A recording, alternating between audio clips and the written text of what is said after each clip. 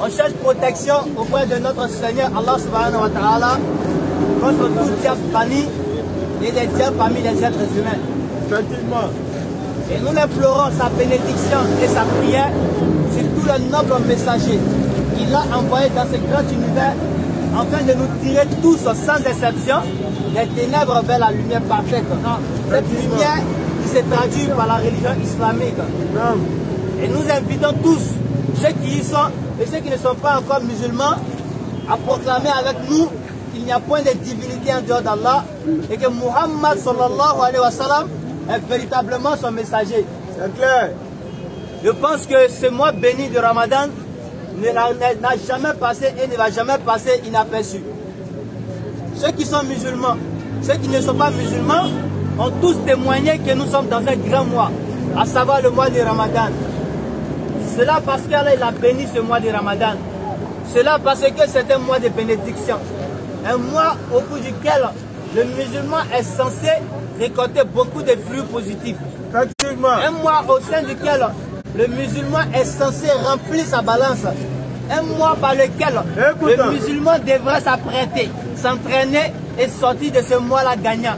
Effectivement. Chers frères et sœurs, nous le disons et nous ne cesserons jamais de le répéter. Que le prophète Muhammad sallallahu alayhi wa sallam nous a dit qu'un seul mois de Ramadan est suffisant pour un musulman pour avoir la clé du paradis. Effectivement. Je ne sais pas si on a compris cette parole du prophète. Il dit un seul mois de Ramadan est largement suffisant pour un musulman de pouvoir avoir sa clé du paradis. Cela veut dire, si Allah t'a accordé la chance de voir la lune qui annonce le mois de Ramadan, tu dois être heureux, joyeux, parce que c'est l'annonce, c'est la bonne nouvelle pour toi d'avoir accès à ta clé du paradis. C'est une nouvelle qui te dit que tu peux être parmi les gens qui vont adhérer au paradis. Non. Mais le problème, ce n'est pas d'avoir la chance d'entrer dans ce mois de Ramadan. Mais le problème, c'est comment allons-nous sortir de ce mois de Ramadan. Non. Quels sont les bagages que nous allons prendre avec nous pour sortir de ce mois-là? Quels sont les vêtements que nous allons porter pour pouvoir nous habiller convenablement après ce mois de Ramadan? N'attendez pas par vêtements ce que vous portez, mais plutôt le vêtement invisible, à savoir le vêtement du comportement, à savoir le vêtement de la piété, à savoir le vêtement religieux, le vêtement qui nous laisse passer sans nous laisser inaperçus, à savoir que lorsque quelqu'un nous voit passer, il sait que lui c'est un musulman qui passe. Effectivement. Ce n'est pas la parole que tu vas dire qui va l'interpeller pour le faire savoir que tu es musulman, mais ton comportement sera parleur. Ton comportement sera plus éloquent que toi. Au point que celui-là même qui n'a jamais entendu parler de l'islam va témoigner auprès de ses siens que l'islam est une religion de vertu. Que l'islam est une religion qui éduque, qui inculque les bonnes valeurs. Chers frères et sœurs, la chance d'être musulman n'est pas caduque. La chance d'être musulman ne se ramasse pas. C'est un don divin. C'est une faveur divine. Alors, nous devons nous poser la question. Qu'est-ce que nous faisons réellement de cette noble religion qu'Allah nous a donnée? Vous pensez que c'est en vain qu'Allah a appelé le prophète Muhammad sallallahu alayhi wa sallam et il a donné cette mission prophétique-là auquel il avait même risqué sa vie. Et des gens qui l'ont suivi pour propager cette religion ont vu la vie en danger. Vous pensez que cette religion-là est une religion d'amusement? Alors que d'autres personnes sont mortes pour cela, afin que cette religion nous soit transmise. Effectivement. Des gens ont été au point de laisser la vie pour que nous puissions profiter de cette religion aujourd'hui. Est-ce qu'on puisse imaginer, ne serait-ce qu'un seul instant, que cette religion est une religion d'amusement? Chers frères et sœurs, Allah ne fait rien en vain. Allah ne fait rien sans l'avoir mis en bas une croyance pour une raison bien précise. Frère, la religion islamique n'est rien d'autre. Si on va au sens définitionnel du mot islam, on s'en rend compte que c'est une relation de paix, de la proximité qu'Allah il a voulu tisser entre nous et lui. C'est clair. Chers frères et sœurs, lorsqu'on dit que je suis devenu musulman, assalam tout, ça veut dire qu'il a adhéré à l'islam. Cela veut dire que j'ai adhéré à la maison de la faveur, la maison de la miséricorde, la maison de la bienfaisance, la maison de la vertu, la maison de la piété. Mais sachez que adhérer à l'islam est une chose, l'autre important est de pouvoir prendre ses bagages de comportement et se promener avec ça. C'est clair. Chers frères et sœurs, Écoutons. on n'est pas musulmans sur la langue. On n'est pas musulmans sur les képis ou des vêtements que nous portons. Effectivement. Nous sommes musulmans au travers de notre comportement. Parce que l'islam est venu au-delà de régir notre vie spirituelle. L'islam est venu régir aussi notre vie sociétale. Quand nous sommes dans la société, on doit savoir se comporter. Sans même connaître les codes qui régissent la constitution de notre pays. C'est énormément au code de l'islam, on est en harmonie avec toute loi. Dans le sens où l'islam t'appelle à aller au fond de toi-même et de profiter de ta pure nature. Qui s'adonne à sa pure nature ne va pas transgresser. Celui qui transgresse, c'est celui qui suit sa passion. Qui parle de passion, parle des habitudes. Qui parle des habitudes, parle de mauvais environnements. Si tu es habitué à marcher avec des personnes qui ont fait de la passion des dépravations, on fait de la passion des péchés, on fait de la passion des turpitudes, en ce moment précis, tu vas trouver ta passion dans la turpitude, dans les actions blâmables, au point que tu vas penser que ce que tu fais de négatif va te paraître bien. Chers frères et sœurs, réfléchissons. Nous allons prendre un verset du Coran Karim, la sourate 57, à partir du verset 11 et plus. Allons-y. Je pense que ce verset nous dira plus, afin qu'on puisse savoir quel est le message que le Coran est venu nous inculquer. Sachez que le Coran n'est pas venu nous appeler à être des personnes de la mage, c'est-à-dire des personnes qui sont dans la mage, qui se jouent les meilleurs que les autres forcément. Non, nous sommes meilleurs certes, mais nous sommes appelés à vivre avec les autres et les appeler à nous faire cette forme de religion. Bismillah. Surat 57, le verset 11. Quiconque fait à Allah un prêt sincère, Allah le lui multiplie. Frères et sœurs, aucune action ne pourra être commise sur la terre sans qu'Allah ne sache les tenants et l'aboutissement de cette action-là. Tu peux avoir l'apparence d'une bonne personne, tu peux avoir l'apparence d'un pieux, mais Allah est le mieux placé pour connaître ce qui est au fond de ton cœur. Quand tu te lèves, il y a des gens qui te voient, on dit chaque mois lui il fait telle bonne action. Il fait ça, chaque jour il fait ça, chaque jour il fait ça. Mais wallahi, Allah est le seul mieux placé pour savoir si l'action qu'il commet là est bien placée ou pas. Il y a des gens qui font des bonnes actions juste pour pouvoir profiter des bons regards de leurs prochains, de leurs proches. Tu les vois faire des bonnes actions, tu vas penser que non, lui là c'est un prophète. Mais en réalité, il ne fait cela que pour pouvoir avoir ta bienfaisance envers lui. Il ne fait cela que pour pouvoir avoir tes remerciements. Il ne fait cela que pour paraître devant toi. Mais devant Allah, il n'en est rien de tout cela. Frère, ne fais jamais une bonne action pour pouvoir plaire à ton prochain. Parce qu'il y a le jour où tu seras dans ta tombe, ce n'est pas ton prochain qui viendra t'interroger. Il ne saura même pas ce qui te sera posé comme question. Tu seras seul face à ces nombreuses questions qui te sont posées. Lorsqu'Allah va te demander où sont tes bonnes actions, tu vas t'en les chercher. Des montagnes de bonnes actions que tu aurais commises sur la terre, tu vas les chercher sans le voir. Parce que ces montagnes vont se dissiper. Parce que tu ne l'as pas fait pour Allah. Tu l'as fait pour que les gens puissent te contempler. Mais si tu as fait pour que l'autre te remercie, il va te remercier, c'est fini. Est-ce que tu as fait pour plaire à Allah?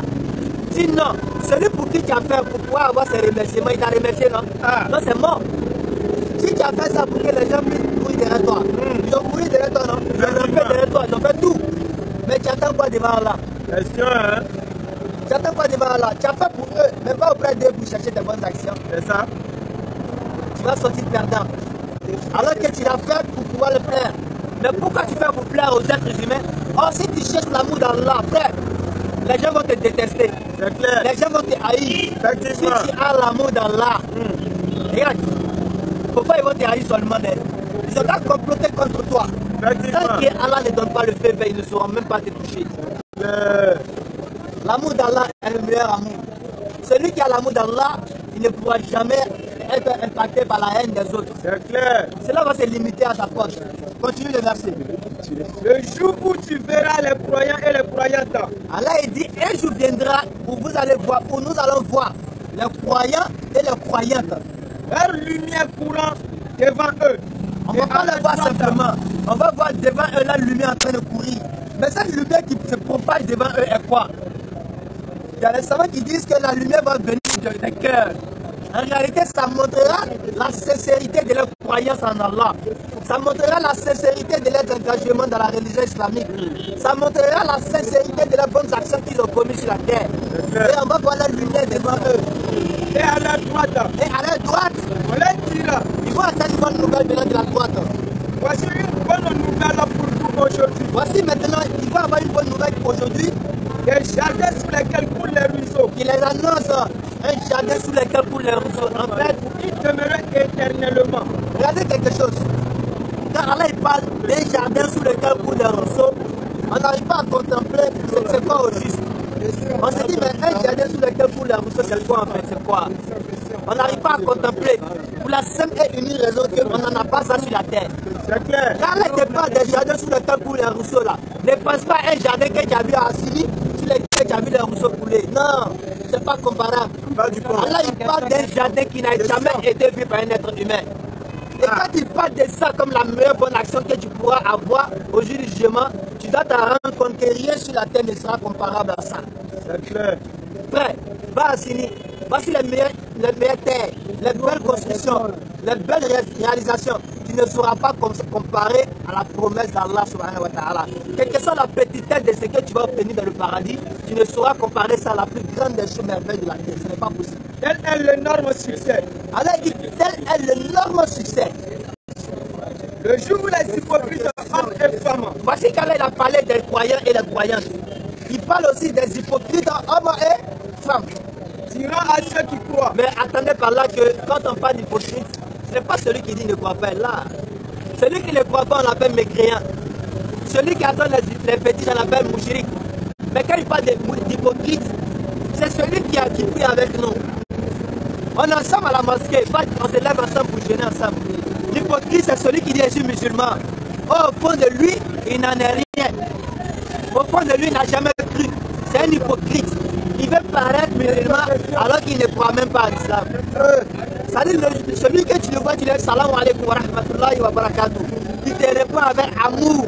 Tu penses que non, lui là même il est censé être mon imam. Alors que c'est lui l'hypocrite. L'hypocrite, tu ne peux pas le détecter. Tu n'as pas la caractéristique d'un hypocrite facilement. Vous comprenez? Ça dit parmi les compagnons du prophète sallallahu alayhi wa sallam, il y avait des gens qui ont adhéré à l'islam. Mais le prophète savait que c'était des hypocrites. Il avait la liste de cette personne-là. Mais tu ne peux pas savoir d'eux-mêmes que c'était les hypocrites. Allah dit qu'aujourd'hui, justement, ces hypocrites vont faire quoi? Attendez que nous apprêtions un peu de votre lumière. Ils vont venir vers les croyants et les croyantes. Les prier de leur donner la permission d'avoir accès à la lumière. La lumière qui n'est rien d'autre que les fruits de leurs bonnes actions qu'ils ont commises sur la terre. Que sera dit? Alors à ce moment-là, on va leur dire ceci. Revenez en arrière. Mais vous nous demandez notre lumière. Retournez chercher votre lumière. Et cherchez de la lumière. Retournez vous-même, allez chercher votre lumière. Pourquoi? Parce que où nous avons récolté notre lumière là, on a tous été passagers sur cette terre là. C'est sur cette terre là que nous sommes tous passés. Et où nous avons pu récolter notre lumière là, vous aurez pu récolter votre lumière. Quand on vous appelle à adorer Allah, vous vous obstinez, vous bougez les arrogants. Quand il est l'heure de la sola, on dit allons-y prier. Non, moi je vais aller prier. Va faire pour toi, je viendrai plus tard. On va voir. Quand on dit bon gêner, non, je suis malade, il y a une scène, je ne peux pas gêner. Allah, c'est nouveau. Allah connaît ce qu'il y a dans ton cœur. Les hypocrites vont toujours trouver des arguments contre eux. En fait, ils vont trouver des arguments contre eux-mêmes. Et quand Allah il va leur dire, retournez chercher votre lumière. Qu'est-ce qui va se passer? C'est alors qu'on élèvera entre eux. En ce moment précis, il y aura une barrière entre eux et les croyants. Il y a une porte dans l'intérieur contient la miséricorde. Ils verront la miséricorde. Et dans la face apparente a devant elle le châtiment. Allah Akbar. Naam. Continue. Et Dieu nous parle avec vous. La prière dit. Les croyants vont le dire, les hypocrites vont dire aux croyants, mais est-ce qu'on n'était pas ensemble sur la terre? Ah. Est-ce qu'on n'était pas ensemble? Est-ce qu'on ne priait pas ensemble? Est-ce qu'on ne jeûnait pas ensemble? Est-ce qu'on ne partait pas faire des hajj ensemble? Est-ce qu'on n'a pas fait ça? Est-ce qu'on n'a pas fait ça? Ils vont leur dire ça. Mais qu'est-ce qui leur sera dit? Oui. Oui. Répondront les autres. Les croyants vont leur répondre, oui, on était ensemble. Mais vous vous êtes laissés tenter. Vous vous êtes laissés tenter. Attends d'abord.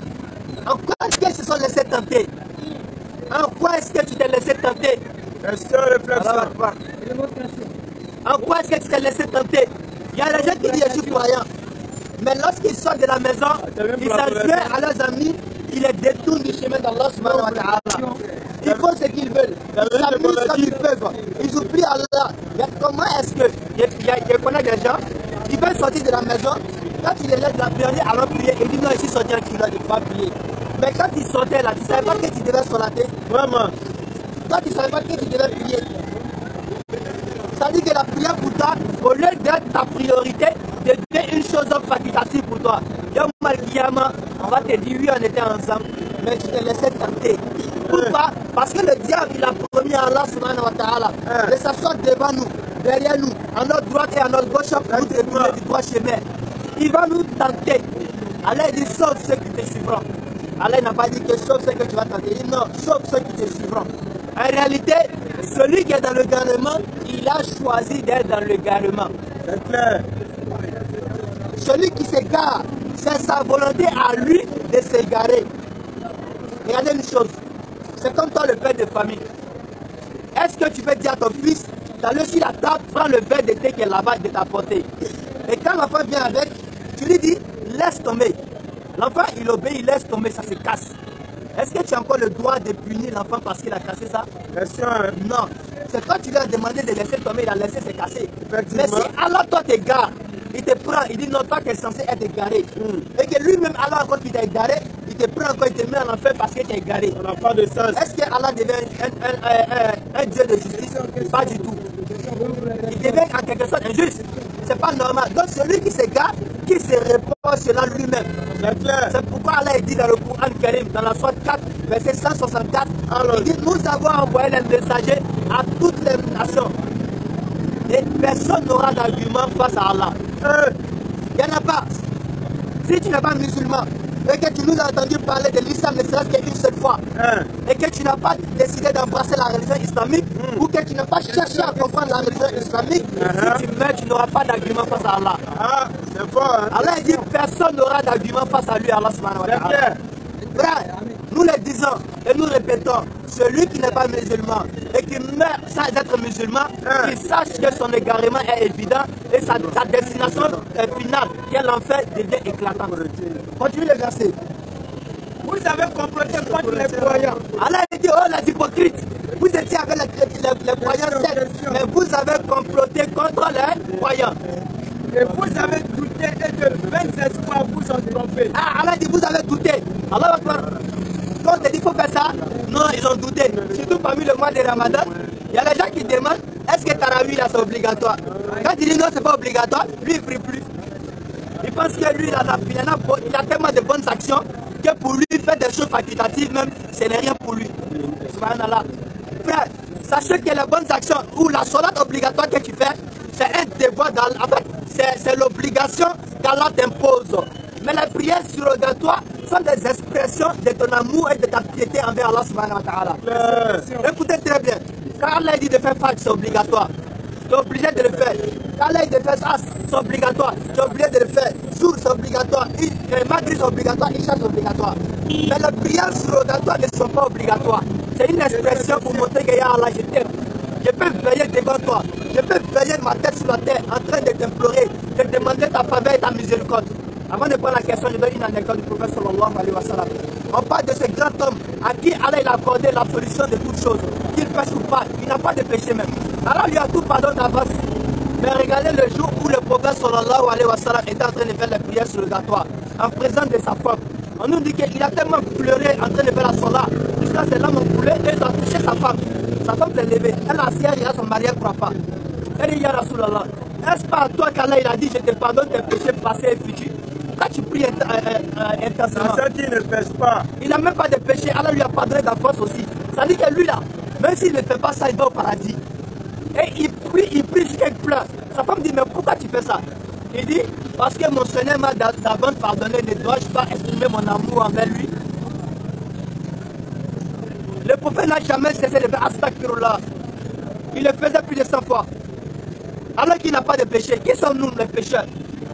Pourquoi nous allons refuser les actions surrogatoires? Pourquoi on va refuser les prières surrogatoires alors qu'on n'est même pas prophète? Alors qu'on n'est même pas certain si nos prières obligatoires sont acceptées? qu'Allah donne la bonne compréhension. La question sera la bienvenue, Inch'Allah. Amen.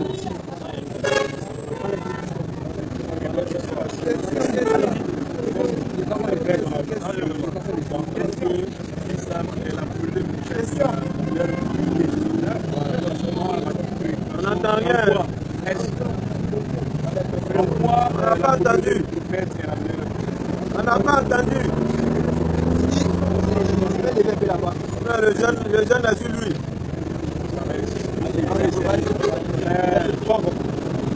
Le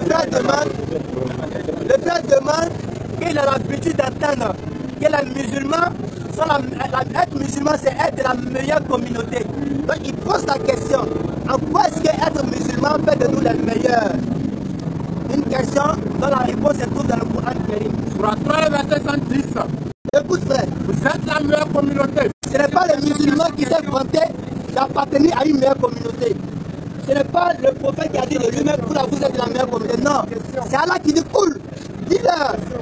Vous êtes la meilleure communauté. Tous ceux qui ont dit je suis musulman, vous êtes de la meilleure communauté. Ce n'est pas le fait de se dire musulman qui fait de nous les meilleurs. C'est parce que être musulman vient avec une responsabilité spirituelle et une responsabilité sociétale qui va être définie par la suite. Vous êtes la meilleure communauté. Vous êtes la meilleure communauté. On a fait surgir pour les hommes. Surgir, ça veut dire qu'on a fait sortir. Ça veut dire ça fait sortir. Vous êtes la meilleure communauté qu'Allah il a fait sortir. Et il dit quoi? Vous ordonnez le convenable. Vous ordonnez le convenable. Allah Akbar. Frère, est-ce qu'il y a sur la terre une personne qui ne pourra pas indiquer ou indexer une personne qui ordonne le convenable que c'est une bonne personne? C'est-à-dire quoi? Pour toi, quand on dit une bonne personne, c'est qui? C'est celui qui ordonne le convenable. N'est-ce pas? Celui qui ordonne le convenable, il dit fais ce qui est bien, il est effectivement une bonne personne. Continue. Interdisez le blâmable. Et on doit aussi interdire le blâmable. Et on doit prendre. Écoutez, Allah dit qu'il nous a fait sortir en tant que musulmans et il nous a donné la responsabilité, la mission d'ordonner le convenable et d'interdire tout ce qui est blâmable. C'est ce qui fait de nous la meilleure communauté. Est-ce que tu comprends? Et en plus de cela, on doit faire quoi? On doit croire en Allah. Voici ce qu'il fait. Il y a des gens qui peuvent faire le bien, ils peuvent interdire le mal. Mais tant qu'ils ne croient pas en Allah subhanahu wa ta'ala, ils sont ingrats. Ça dit, devant les êtres humains, tu parais bien, tu parais une bonne personne. Mais est devant celui qui t'a envoyé toutes ces bonnes choses que tu prends pour faire le bien. Ça dit, l'argent que tu prends pour faire le bien, la bouche que tu prends pour ordonner le convenable, sache que c'est Allah qui te l'a accordé. Alors, avant d'être bien envers les autres, il faudra au préalable être reconnaissant envers celui qui t'a envoyé toutes ces choses-là. Est-ce qu'on se comprend? Voilà. Dans la bonne hein? Bon, je pense que tu as déjà tout dit. La meilleure communauté, le meilleur des prophètes, la première communauté qui va fouler le sol du paradis, le premier prophète qui va rentrer au paradis, sinon le paradis est haram pour tous les autres. Là, c'est le champion Mohammed. Alayhi salatu wa salam. Ah oui, là, mon frère, allons-y. Bonsoir. Première question, je veux savoir comment courir. Pourquoi vous ne filmez pas les gens qui posent question? Comment quoi?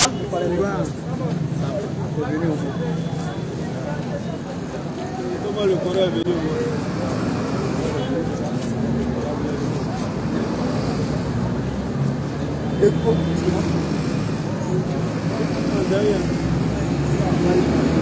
Surata 17. Surata 17. Le Coran lui-même va te répondre. Surata 17, le verset 106. Nous avons fait descendre un Coran que nous avons fragmenté pour que tu la lises lentement aux gens. Et nous l'avons fait descendre graduellement. C'est bon? Mais le français est fort. Qui a fait descendre? Qui a fait descendre?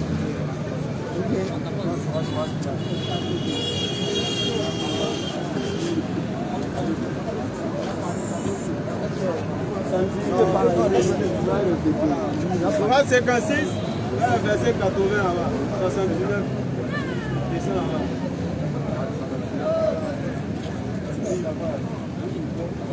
Surah 56, à partir du verset 77.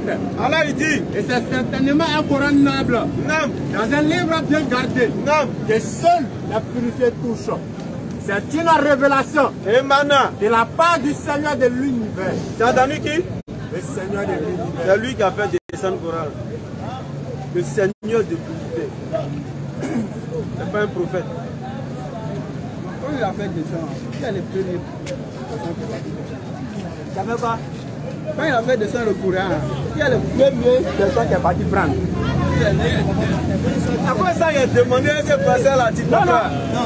Si Allah a fait descendre, attends mon frère. Attends mon frère. C'est pourquoi il a demandé. Revenez sur 1706 là. Je lui ai posé la question. Est-ce que le français là, tu as compris? Pareil, ici, il y a tous les niveaux. C'est ce qui fait un particulier. Nous là, si tu es venu à un niveau universitaire, il y a son l'homme. Niveau CP1, il y a son l'homme. Niveau en bas de CP1, il y a son l'homme. Mais toi, c'est quel niveau? Je connais déjà, il ne faut pas dire.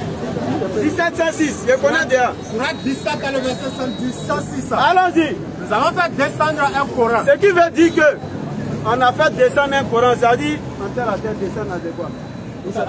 On a fait venir. Non, ça c'est Boula. C'est qui ça même? On a fait venir le Coran là. Allons-y. Que nous avons fragmenté. Fragmenté, c'est-à-dire qu'on a fait descendre ça un peu. C'est pas venu un coup livre. Comme ce qui est dans ta tête là, c'est ce que tu penses là. Livre là qui est en haut bas, comme vous voyez dans les films là, c'est pas ça. C'est venu un peu par révélation. Révélation, allons-y. Pour que tu le lises lentement aux gens. Lentement, pour que tu enseignes les gens doucement pour qu'ils puissent comprendre. Et nous l'avons fait descendre graduellement. C'est ce qui veut dire que c'est pas descendu en un livre complet, mais c'est descendu un peu en fonction des circonstances. Aujourd'hui, comme toi d'abord. Aujourd'hui, par exemple, quelqu'un veut savoir, quand l'enfant meurt là, comment on partage son héritage? Révélation, c'est héritage de ça. Est-ce que tu comprends? Révélation, c'est héritage. Comment on partage l'héritage? Ça descend en fonction de la circonstance de l'héritage. Quelqu'un veut savoir, mais si je veux épouser une femme, je veux qu'elle soit pour moi, il fait comment? Les versets sur affaire des dots, comment on doit faire, ça descend. Quelqu'un veut savoir, mais si je veux prier, je fais comment? Verset va descendre sur l'orientation, la Qibla, comment on prie, vous sujoud, tout ça, ça descend par révélation. C'est ça qu'on appelle graduellement. C'est venu un peu, doucement. C'est bon? Voilà, donc il ne faut pas mettre un livre là descendu là qui a touché le premier. C'est pas un livre qui est descendu un coup. Maintenant l'autre on a lu, tu as demandé ça vient de qui là? On prend ça aussi. Surat 75. Surat 53, le verset 4. 56, verset 77. Le jeune Nantais, il est bachi.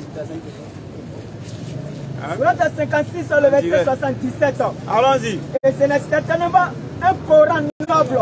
C'est un Coran noble. Dans un livre bien gardé. Dans un livre bien gardé, c'est-à-dire dans l'Aoul Mahfouz là-bas, une doit se préserver là-bas. Allons-y. Purifier touche. On dit là-bas, là, ya Masourou, il a le mouton Haroun. Ça, c'est les anges là-bas. Allons-y. C'est une révélation. C'est une révélation. Ça, c'est ce qui nous concerne maintenant. De la part du Seigneur de l'univers. Le Seigneur de l'univers, là, c'est lui qui maintenant il révèle ce Coran. Pour répondre à tes deux questions. Lui qui a créé l'univers, toi, moi, tout ce qu'on voit là, c'est lui qui a révélé le Coran. C'est lui qui a fait descendre ça graduellement, au travers de l'ange qu'il a envoyé pour révéler à son prophète que le prophète Mohammed soit ton sauveur. Allons-y. Dis le verset. Surat 75 dans le verset 16. Écoute le verset. Ne remue pas ta langue pour atteindre sa récitation. Alors il dit, le prophète n'est pas se presser pour réciter. Son rassemblement dans ton cœur. C'est-à-dire le rassemblement, c'est-à-dire que le premier support qui a accueilli le Coran, ce n'est pas une feuille. C'est le cœur du prophète sallallahu alayhi wa sallam. Alors il dit son rassemblement dans ton cœur. Et sa fixation dans ta mémoire. Et sa fixation, quand on est fixé, c'est déjà ça immobile. Ça ne bouge plus. Je ne sais pas si tu comprends. Je te dis, c'est un niveau titan. J'essaie de parler pour expliquer un peu. Là, tu mets le frère dans la difficulté. Écoute bien, ça dit qu'il a fixé de sorte que ça ne puisse plus partir. C'est intact. Rien ne peut envoyer le prophète à oublier ne serait-ce qu'un seul verset. Ça une façon il a reçu là, ça reste intact dans sa tête. Continue. Nous incombe. Ainsi que la façon de le réciter. Et la façon de réciter le Coran est comme Allah subhanahu wa ta'ala. Ça dit la protection. Le support qui a accueilli le Coran, c'est le cœur du prophète sallallahu alayhi wa sallam. C'est pas venu dans quelque chose qui est au ciel pour tomber et puis la pluie pour aller prendre. C'est pas du tout. C'est bon? C'est bon, non? Maintenant, même là, tu as des cas de... Non, il y a d'autres questions, non? Tu finis d'abord cette question. Attends, un frère, regarde ton vidéo. Il faut comprendre les gens que c'est les musulmans qui vont au paradis. Seulement. Ce n'est pas les musulmans, c'est les musulmans seulement. Il faut ajouter seulement dessus. Ah, c'est ça qui est ça. Donc moi, je vais te poser la question. Est-ce que les religions s'ouvrent? Est-ce qu'un musulman qui ne respecte pas les commandements, il vient au paradis forcé? Mais chez moi, attends, chez moi, les religions ne s'ouvrent pas. C'est la vie juste qui sauve l'homme. Et puis le commandement, le respect des commandements. En tant que chrétien comme musulman, si tu respectes ton commandement dans la Bible, musulman respecte ton commandement dans le Coran, je pense que c'est ça qui sauve. Si tu es musulman qui ne respecte pas, et puis tu respectes là, la paradis est là pour tout le monde. D'accord frère, c'est quoi qui est la religion? Qu'est-ce que la religion? Bon, tu m'as posé une question. Parce qu'aujourd'hui, il y a beaucoup qui font l'amalgame. On va donner l'occasion aux frères de répondre. Qu'est-ce que la religion? Non, il t'a posé une question, réponds pour moi d'abord. Non, avant qu'elle te réponde là, tu sais, pour apprendre quelque chose comme ça, réponds ma question. Non, tu sais pourquoi on fait ça? On appelle ça la pédagogie. Pour mener le questionnaire ou celui qui veut savoir comprendre là, c'est comme une échelle. Il faut le faire grimper un peu toi-même. C'est comme si tu prends le bois là, tu mets sous son pied, tu soulèves son pied avec. C'est ce qu'on est en train de faire là. Un peu, il va grimper. Donc, on te pose d'abord la question pour que tu puisses comprendre mieux ce qu'on va dire là. Qu'est-ce que d'abord la religion? Pour savoir si la religion sauve ou pas. Et puis pour savoir si tout ce que tu as dit là, il y a la religion dedans ou pas. On veut savoir d'abord, est-ce que toi-même tu sais la religion là, c'est quoi? Ben, tu peux pas venir t'arrêter ici pour dire non, l'or là même là, l'or c'est pas quelque chose de précieux. Quand tu viens affirmer ici que l'or là, c'est pas précieux, on devrait te demander, mais or là, c'est quoi d'abord? Avant de dire si c'est précieux ou pas. Si on est sûr que tu sais c'est quoi l'or, là maintenant on peut discuter sur le fait que ce soit précieux ou pas. Mais est-ce que tu ne sais même pas religion c'est quoi? Quand tu sais si religion est toi, on va où? Donc d'abord on veut savoir, pour toi la religion c'est quoi? Voilà, bon, vous voyez comment c'est dangereux. On la voit sur le net partout. Ne soyez pas religieux, ne soyez pas religieux, soyez spirituel, ne soyez pas religieux, soyez spirituel. Dieu n'est pas dans la religion, il vient de répéter la même chose. Dieu n'est pas dans la religion. La religion ne sauve pas, c'est ce que tu as dit, pardon. On dit qu'est-ce que la religion, il dit, il ne sait pas. Là, il a répété simplement ce que les gens ont dit. Eux, en le disant, ils savent ce qu'ils font. C'est pour vous égarer, vous donner un ticket gratuit pour aller en enfer. À cause de ce qui est dans vos poches. Pour vous faire croire que sortez dans la religion, venez à Jésus. Alors que religion, là, on donne toujours le coup ici. On dit ça vient du mot latin religare, qui veut dire être relié à. Tu as parlé des commandements. Il faut respecter les commandements. Mais c'est ça même la religion, justement. Parce qu'à travers la religion, tu es relié à Dieu. Dieu maintenant te donne les commandements. Maintenant, c'est que tu dois faire pour être proche de lui. C'est ça qu'on appelle être relié. Même celui qui adore son bois en brousse, là, c'est religion. Il est relié à son bois. Celui qui adore l'eau, c'est religion. Il est relié à son eau. Tout le monde est religieux. Qu'ils entendent ça pour une bonne fois pour tout. Même celui qui dit qu'il adore la nature, il est religieux. Sa religion, c'est l'adoration de la nature. Donc qu'il sache d'abord c'est quoi la religion. Avant d'affirmer des balivernes, et je pèse bien mes mots, c'est des balivernes. Donc frère, la religion, c'est ce qui sauve. Parce que la religion, c'est être relié à. Coûte que coûte, on est religieux. Même si tu refuses d'adorer Dieu, celui que tu vas adorer là, c'est ta religion qui est là. Si tu n'obéis pas, tu ne prends pas son commandement là. Maintenant, ça c'est le deuxième point maintenant de ta question. Tu veux savoir un musulman qui n'obéit pas, qui ne prend pas ses commandements. Maintenant, on te parle d'un musulman. Quand on dit musulman, c'est celui qui est soumis à Dieu. Celui qui est soumis là, c'est celui qui fait des efforts pour obéir à Dieu. Et ne viens pas me parler de celui qui affirme je suis musulman non pratiquant.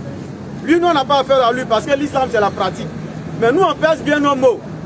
Un musulman, il meurt, il va au paradis. Musulman dans tous les sens du thème. C'est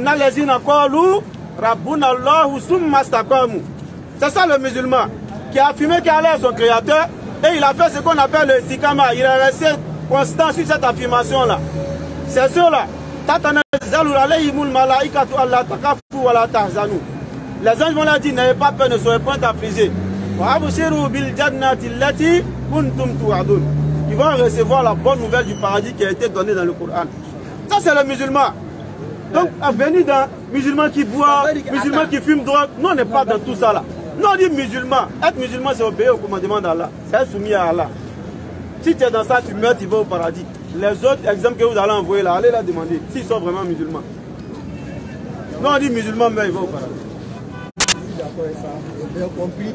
Ça veut dire que si un chrétien aussi moi dans la vie juste cela, ils se sont pas. Maintenant, le chrétien, il est relié à qui? Par quoi? Parce qu'on a parlé de la religion. C'est être relié à Dieu. Mais le chrétien, là, son Dieu, c'est qui? Pas en tant que chrétien, ton Dieu, c'est qui? Mon Dieu. Oui, son nom. Mon Dieu, c'est Dieu. Non, Dieu, là, c'est un nom français. Voilà, c'est un... Bon, je t'explique, Dieu, là. Les Français appellent ça nom commun. C'est comme quand tu dis l'homme. L'homme, c'est un nom commun. Si moi, je vois de loin, tu dis l'homme. Tu as détourné. Mais tous ils vont se tourner aussi. Tout le monde est l'homme. Tout le monde va arriver derrière. C'est comme le mot Dieu. C'est un nom commun. Ça peut là, même s'il y a un Majnoun qui prend sa peau là pour adorer, ça devient Dieu. Tu vois, non? Même Lunette, ça devient Dieu. Parce qu'il a adoré.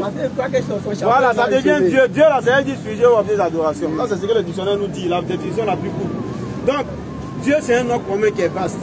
Maintenant, quand tu dis que c'est vaste, comme le mot homme qui est donné là, chaque homme est né à son nom propre, n'est-ce pas? Donc Dieu est un nom commun. Non, pas ethnie. Dieu est un nom commun là. Mon Dieu s'appelle comment? Oui. Il dit que mon Dieu s'appelle Dieu. Il dit c'est en français. Oui, non, il dit Dieu là, il t'a donné la définition. Non, il t'a donné la définition, il n'a pas dit ethnie. T'as t'avais comment? Jacob. Ton nom Jacob là, chez les Mossi on dit ça comment?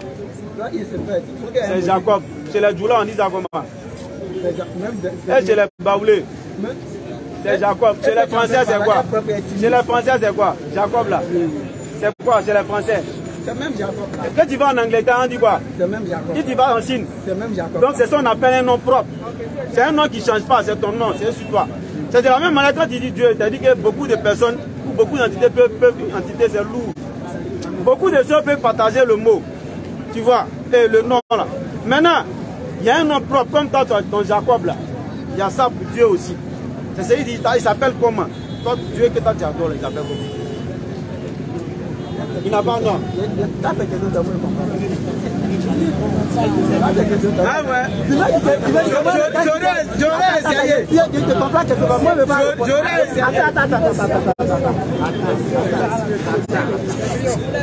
Quand tu vas dire que moi, mon Dieu là, il s'appelle comment? Il n'a pas de nom. Il a dit que c'est Dieu. Mais quand tu dis Dieu là, c'est Dieu là. Même il y a derrière toi, il y a derrière toi. Faire là, on peut appeler ça Dieu. C'est ton Dieu qui est là. Qu'est-ce que c'est ton Dieu qui est là? On peut appeler ça Dieu.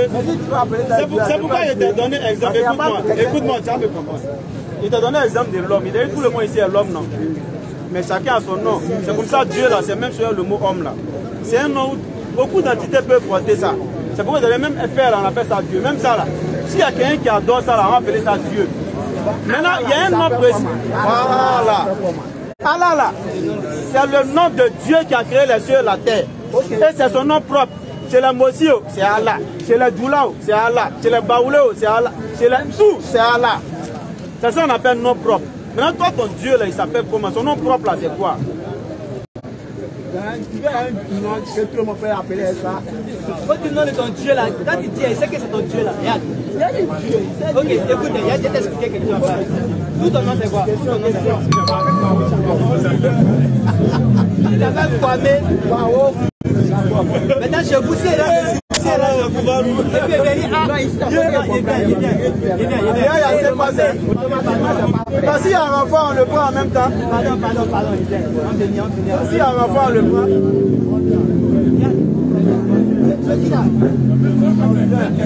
Frère, attends. Doucement, respecte le modérateur. On réfléchit, on va commenter le mot tout ça. Avant qu'on commence, respecte le modérateur. S'il dit tu parles pas, tu parles pas. C'est non, il gère. Il a vu que tu es en train de l'éviter à lui là. Non, c'est pas lui. Il a dit ces questions-là qu'il a fait. Non, ça, ta question, on va faire un peu de question. Attends, vous avez vu comment il a commencé, non? Quand on fait un nid, moi, il est en tas. Quelqu'un qui rentre déjà, il commence à nous piquer. Que c'est sa question qui fait peur. Tu n'aurais pas dû dire ça. Voilà, c'était tout simplement, je veux qu'il n'a pas parlé un peu des gens à Jésus. Non, je ne sais pas si c'est quoi. D'accord. Voilà. En fait, tout à l'heure, il est en train de parler, il a parlé des questions du frère, mais en réalité, depuis que le frère il a fait quelque chose, quand il a posé une question, lui son Dieu c'est moi. Mais moi je sais que le frère veut dire non son Dieu. Non, nous on sait déjà, on passe à ça. On ne peut pas dire que son Dieu c'est Jésus. C'est lui qui connaît son Dieu. Non, là, c'est toi en tas. Là, c'est lui qui va parler. C'est toi en tas. Là, c'est lui qui va parler. Jésus, c'est là que Jésus a son Dieu. Lui, il a dit Jésus a son Dieu. Lui, c'est que Jésus, c'est un prophète envoyé aux enfants d'Israël. Il sait que lui, c'est. Ou bien tu es au courant, non? Qui t'a dit que Jésus était un prophète? Jésus n'est pas prophète. Jésus n'est pas prophète. Est-ce que demande un verset pour les prophètes? Bon, moi d'abord. Est-ce que tu crois en la Bible? Est-ce que tu crois en la Bible? Quand on donne un verset, tu as dit, c'est mon mise à l'autre. C'est la Bible. Parce que la Bible, il n'y a pas de machin dedans. Jésus était prophète dans la Bible, envoyez tout. Luc 13, verset 33, Marc 4, Matthieu 21, tout ça la fait sortir. Donnez ça au frère. Luc 13, verset 33 d'abord. Donc toi, tu ne sais même pas que Jésus. Ça, c'est mon préféré. Si je lis un prophète, qui est ton créateur? Tu as fait question de qui est ton créateur? Il fallait vite commencer ça. Mon créateur, c'est celui qui a créé Jésus-Christ. Jésus dit, qui a créé Jésus-Christ? Parce que tu vas me dire que ça a créé Jésus-Christ. Je vais te montrer un verset, Jésus dit, dans Hébreux chapitre 10, verset 5. Jésus dit, Hébreux chapitre 10. Tu as vu, le problème c'est que tu vas dans plusieurs sujets. Tu as demandé à Jésus prophète, dans train de faire sortir verset.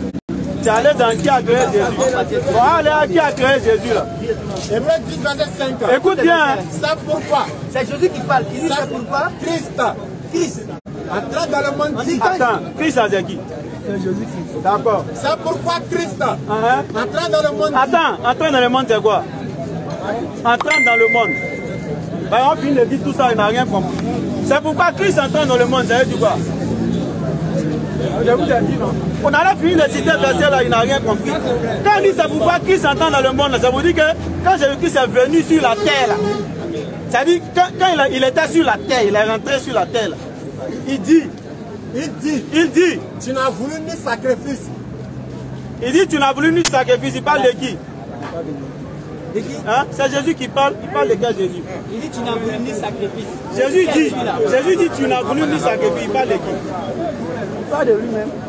Non, c'est lui-même qui voulu sacrifice. Parce que là-bas, il y a des filles. Parce qu'il était un peu qui s'en va. Jésus là. Regarde son débat, il était un peu qui s'en va. Regarde tout son débat. Vous regardez toujours, mais vous venez en vous des sciences. Non, regarde tout son débat. Il va dire, Jésus a parlé que Jésus était enfant de maman Marie, non? Jésus était mais Jésus dit, tu n'as voulu ni sacrifice. Tu nous dis l'état créateur, comment même? Non, le temps là, nous restons. Lui, il est un bête.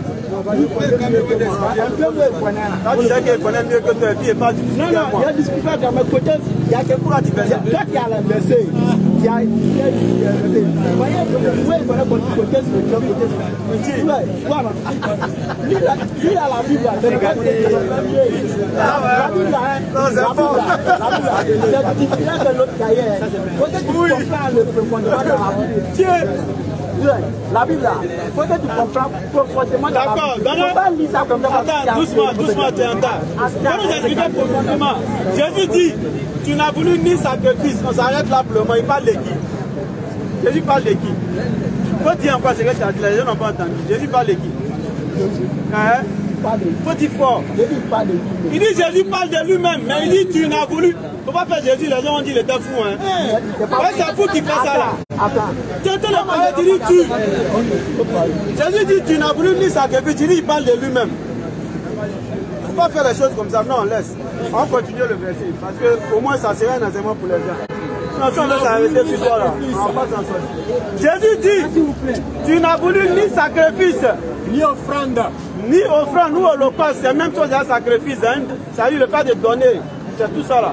Mais, il dit mais, tu m'as formé un corps. C'est Jésus qui est en train de dire que celui qui l'a envoyé là a formé un corps. Maintenant on continue. Alors, j'ai dit. Alors Jésus dit, j'ai dit. Voici. Je viens dans le rouleau du livre. Il est question de moi. Oui, il est question de moi. Pour faire. Pour faire. Oh Dieu. Jésus dit, oh Dieu. Ta Tu dis volonté. non, c'est lui-même qui est Dieu. Ah, mon ami. C'est difficile pour toi. Hein? Non, il n'y a pas d'explication à donner. Laisse ça. Il dit, oh non, Dieu, qui est calme-toi. Dieu là? Calme-toi. Bon, qui est Dieu là? Qui est Dieu? Quand Jésus est venu à Quand Jésus dit, oh Dieu là. Quand Jésus est venu sur la terre là, il y avait quelqu'un en haut. Il y avait Dieu. Mais Jésus était comment? Jésus est venu comment? Comment Jésus est venu? Non, faut parler. Faut parler, il est venu comment? Pourquoi c'est difficile que tu veux comprendre? Moi, je veux comprendre que Jésus est venu.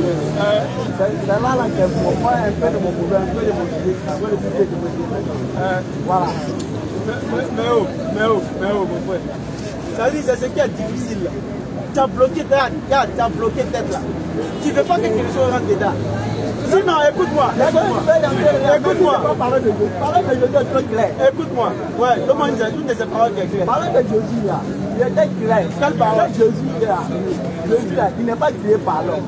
Il n'est pas créé par l'homme. Il n'est pas né par l'homme. Il n'est pas né par l'homme. Jésus, il était âgé que son mari, non? Bon, souvent la là, il dit à nous. Bon, attends. Il vient encore. Il vient. Moi, je vais appliquer les versets de une te croiser ici. Au lieu de mercredi prochain, il va venir te croiser. Parce que toi, tu lis la Bible, là. Mais il de la Bible, là, tu ne sais pas. Mais tu comprends et puis tu sais que tu es dit. D'accord, c'est vrai. Tu dis quand Jésus est venu sur la terre, c'est ce que tu dis. Pas facile, moi, je comprends un peu. Tu dis, voilà, je comprends mieux. C'est-à-dire que, faut m'écouter maintenant. Quand Jésus est venu là, mais je comprends mieux. Non, je comprends pas. C'est ça, je comprends. Quand Jésus est venu sur la terre là, il y a quelqu'un qui est resté en haut. C'est qui? Ah, c'est Dieu qui est resté en haut. Voilà, on va comprendre. Moi, ma question est pas là. Non, il te doit là. Il te touche ton âme là. Quand tu es ici, et puis tu dois dire que tu te touches ton âme là à Bobo là. Qui a Bobo? Mon âme va jamais à Bobo. C'est rêve. C'est comme, écoute, je suis assis là, écoute-moi.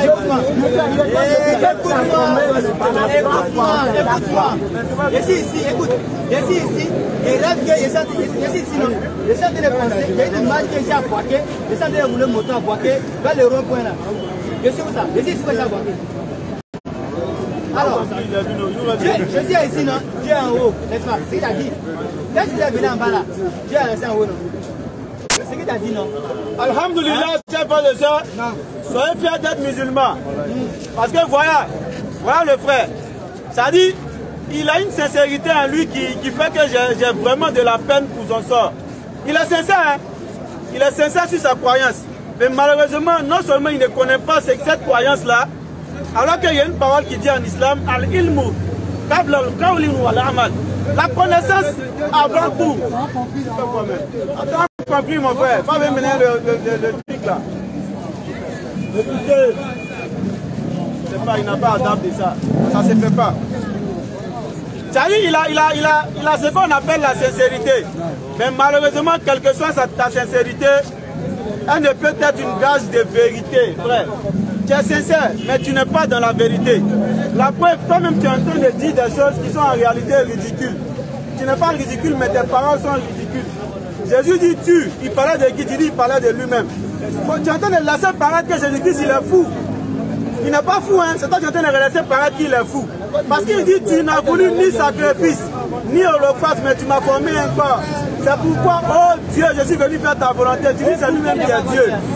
Donc il y a problème. C'est pourquoi on dit soyez fiers d'être musulmans. Parce qu'en islam, il n'y a aucune ambiguïté de ce genre.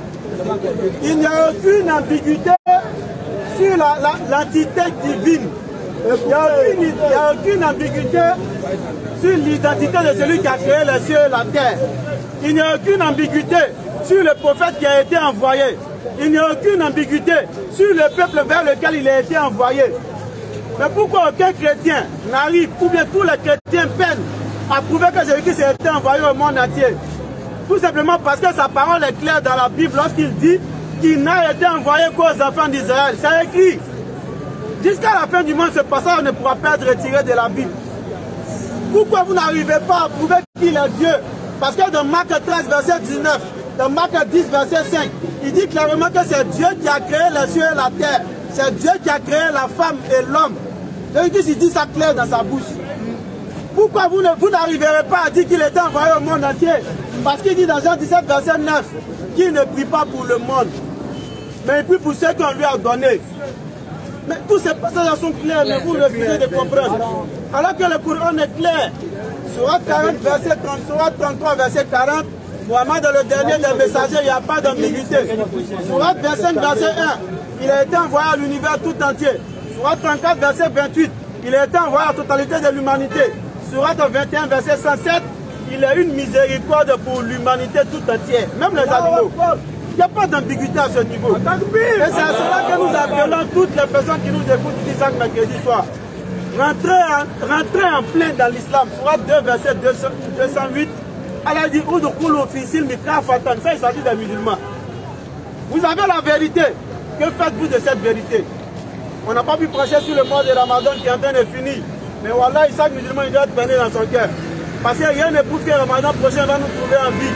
Est-ce que nos actions de ce Ramadan-là seront agréées par Allah ou pas? Est-ce que les mauvais comportements dont on a fait l'effort de s'en écarter, est-ce qu'après le Ramadan, nous ne retournerons pas dans ces comportements? Voilà ce sur quoi nous devons méditer dans cette période-là. Et nous devons redoubler d'efforts. On doit prendre de bonnes intentions, faire des bonnes doigts, demander à Allah de nous maintenir. Parce qu'on l'a dit tout à l'heure. C'est ceux-là. Ceux qui vont rester constants, c'est ceux-là qui auront le paradis. Alors on va lever le geste droit et réciter la parole qui fait rentrer directement au paradis. Ashhadu an la ilaha illallah wa ashhadu anna Muhammadan Rasulullah.